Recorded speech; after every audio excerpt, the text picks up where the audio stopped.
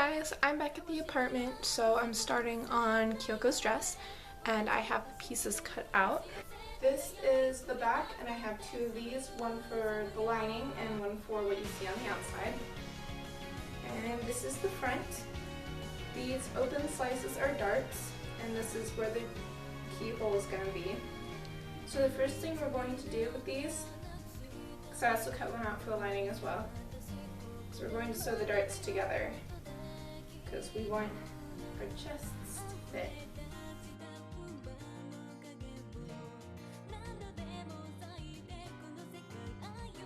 So when you have them sewed, you want to press open the seam, and that's just going to make it look a lot neater on the front, and it'll make it easier to sew the pieces together, which is what we're doing next. You're going to sew the front piece to the back piece with both the lining and the outer fabric.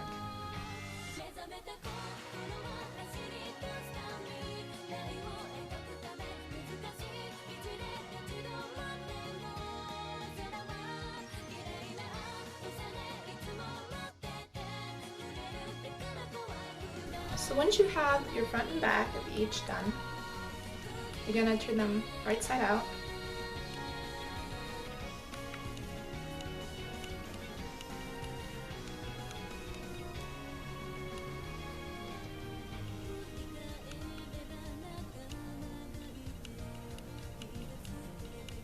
And then there's this little hole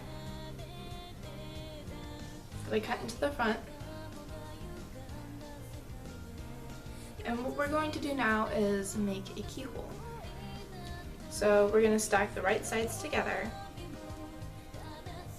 and pin that into place.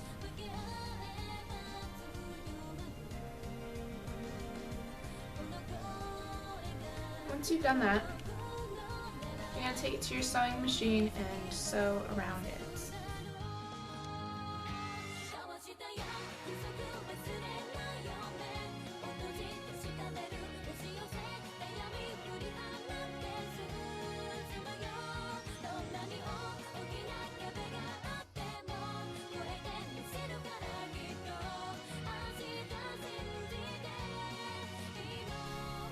So, here is the hole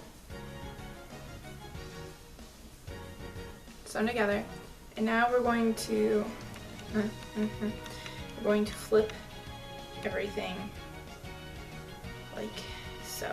What you're going to flip it into, you're going to pull it through, you're going to flip it inside out, and then you're going to flip the other one inside out, which is going to be really confusing, but I have confidence in you that you will figure it out. Eventually, you'll know it's right when the two seams from the inside of here on the sleeves are pressing up against each other, and both of the right sides you will only see here and here, so you won't see the underside of them once it's all said and done. You're going to iron it down so you have a nice clean edge. So what we're going to do now is we're going to make the bottom of this skirt flare out. The skirt flares out by using this material called horsehair braid. And horsehair braid looks like this. It's the stuff.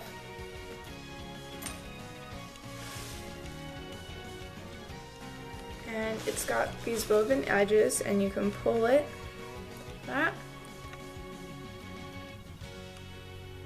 and it'll just help it keep a nice crisp edge. I think there's one for keeping a straight edge, there's one for like wavy edges, and I got the one for straight edges. We're going to pin that to the bottom of the skirt, flip it up, and then sew it on.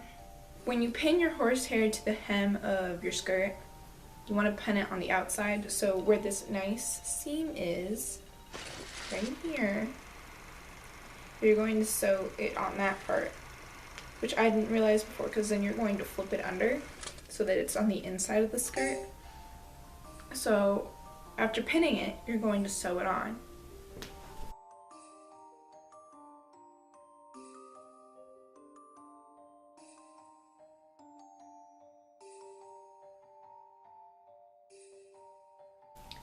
When you're sewing the horsehair braid on, go slowly. Don't pull on the horsehair braid. Don't cut off the excess quite yet. I know I'm going to have a bunch to cut off. Don't do it yet. So what we're going to do now that this piece of horsehair braid is on, we're going to fold once, fold twice, so that it looks like this. And then you're going to pin that down and you're going to sew along that.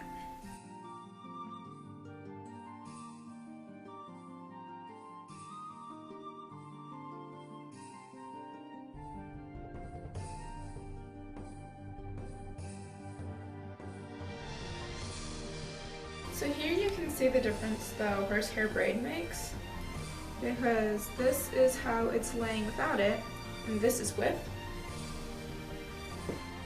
So once that part is done, be sure to iron it down so that it lies nice and crisp. And now we are going on to the ruffles. So how I got the pattern for my ruffles is I took some newspaper and I cut it to the width that I wanted it, and then I scrunched it like a ruffle and then pinned it to my dress and did that all the way around, taped where I needed it to go, the longer I needed it. And then I took it off, spread it all out, basically unruffled it, and then I measured it to see how many yards it was. And then I went and got my fabric, cut it out, blah, blah, blah.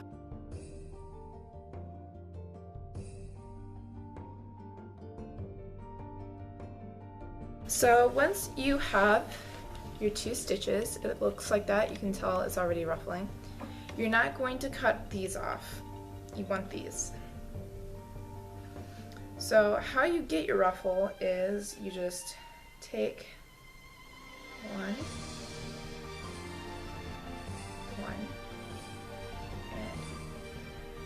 pull on it.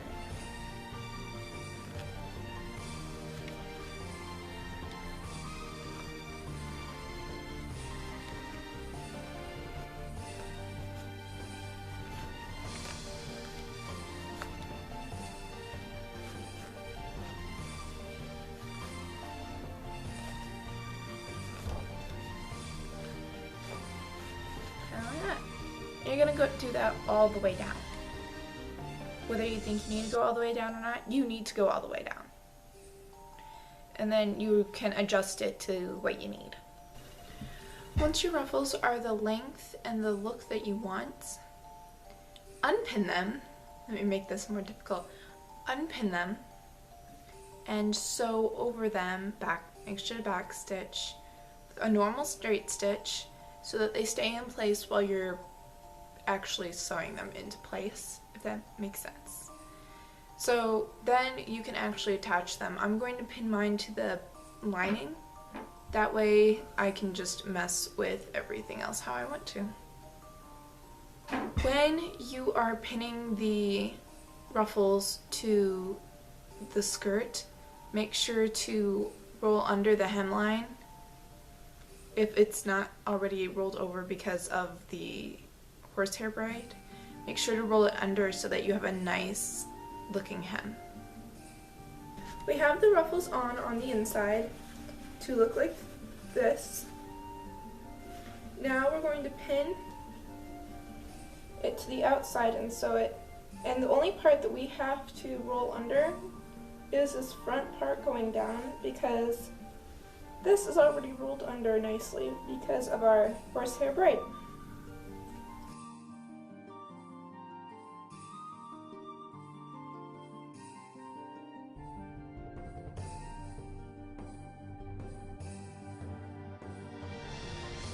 Now your hem is closed completely, and it'll stop turning inside out on you and having to redo everything. But it's all flaring out like it should. So next we're going to go on and make the collar. Step rewind. I put this on so I could take a photo for my blog, and I realized I've got a lot of room. So something I didn't plan to show you guys, I'm going to show you, and that's how to adjust a costume to fit. So whatever side you have deemed the outside, you're gonna have to turn it inside out if this is the outside. Mine's, I need to turn around. You have it on, inside out. You're going to bunch it up in your hand, pin so that it fits you.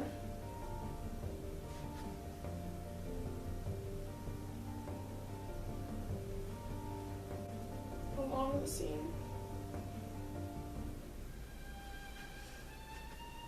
So once you're pinned, very carefully take it off. So what you're going to do now is you're going to follow these pins with your sewing machine or with a hand sewn needle, whatever you're using. So once you have it sewn, mine's along here.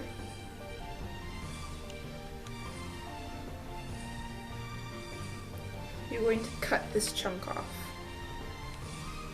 When it's cut off, it'll look like that. A Mandarin collar is basically just a collar that stands up, and I'm pretty sure it got the name because of like the Keyhole, the Chinese dresses that have them, and people in China speak Mandarin. So to pattern this out, you're going to measure your neckline, and mine was 20 inches, and then you're going to add ½ an inch to that for the zipper, and then you're going to divide that by 2, and that's how long you're going to be, because we're going to make 2 separate ones because there's a zipper, like I said. And then I made mine 1.5 inches up my neck, but you can go up to 4 inches, you can go down to 1, you can do whatever you want. You're going to cut that out 4 times on your fabric and twice on lightweight interfacing. Once you have the interfacing on, you're going to take the piece without the interfacing and pin those together, right sides together, and then you're going to sew along the edge, along the top, and along the other edge, but leave the bottom open. So at the front of Kyoko's collar, it's rounded here, and it comes back up and it's rounded again. So when I was sewing it, I just made sure to round out one side, and then I cut the excess off, and then I cut these little triangles into it, so that when I do this, there's not a bunch of bulk right there. So I have one piece of my Mandarin collar on, and what you're going to do with the other, well, both of them, but I have to do it with the other one, you're going to pin it to the front so that it lies down like this one here is. And then you're going to sew along that until the back and leave some of this open because I don't need it to go all the way around. And then when you're done sewing it, you flip it up. So now what I'm going to do is in the back, where I have these flaps, I want to keep those flaps because when you bend it in, it's just enough for a zipper. So where these two meet like this, I'm going to cut down a little bit just for more zipper room. For the bias tape portion, please refer to my corset tutorial. For this white patch around Kyoko's neck, I just sewed a piece of bias tape along that seam between the Mandarin collar and the actual dress. And you can see it's just a normal straight stitch across the top and the bottom of the bias tape. So I'm going to completely use applique to do the keyhole pattern, and then buttons on for the little round parts of it. For applique, please refer to my corset tutorial. See what I'm doing here? Do you see it? Do you see it? Yeah. So for the keyhole applique, I wanted to make it look like the applique was going inside the keyhole. So this is what I'm doing. I left a lot of room, and then I did slits so that I can just fold it down over it. So we'll see how that goes. Otherwise, just follow what I did in my corset tutorial, like I linked you to already several times. So this is what the inside looks like. I just used a straight stitch to sew it down, and then I came back and pulled it to the front and pinned it down, and I'm about to do the satin stitch. So you guys can do something similar if you think you have a better idea. Let me know, because that would be awesome. But yeah, go ahead, do your thing. So I wanted to keep this video at least around 15 minutes, if not under. So I'm just going to go on to the zipper. In the description below, if you guys are having problems with buttons, I will put a button tutorial link down there. Onto zipper. So for a zipper, you're going to turn it inside out, and you're going to sew this together. That slit you made earlier for the collar, you're going to sew that and the collar together. And then you're going to open it up and to take your zipper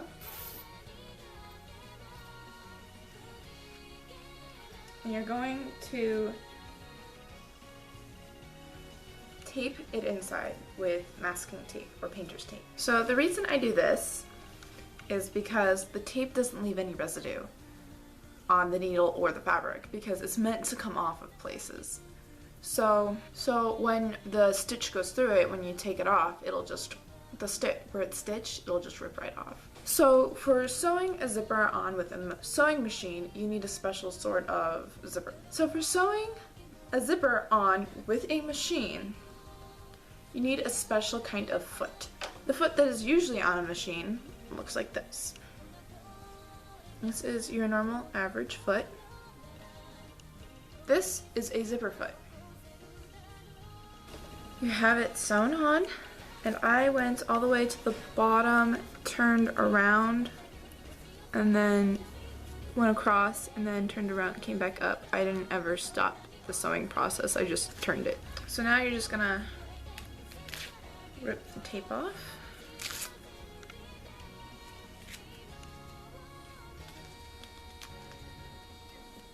Okay, so once the tape is all off, you're going to turn it back to the right side, and you're going to rip that seam that we did open. Common mistakes I see when people do zippers is they'll put it on backwards. So what that means is the zipper head that zips up and down will be facing out. So mine's still inside out, so it'll be facing inside instead of out where it should be. So you can just, so make sure that you can't see the teeth, and you can't see this, and you see the back of the zipper head. The other mistake I see is that they don't do it right along the seam. The teeth should be right on the seam.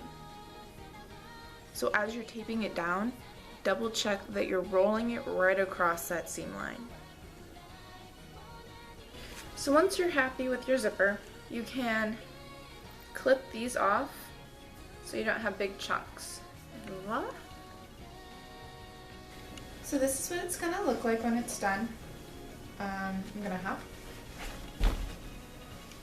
the skirt does flare out, it doesn't just lie straight. So if you have any questions, comments, concerns about the making of this dress, feel free to contact me on my Facebook, here on YouTube, or on my Tumblr. I will have a list of tutorials down below in the description, along with the list of materials that I used. And I'll see you next time.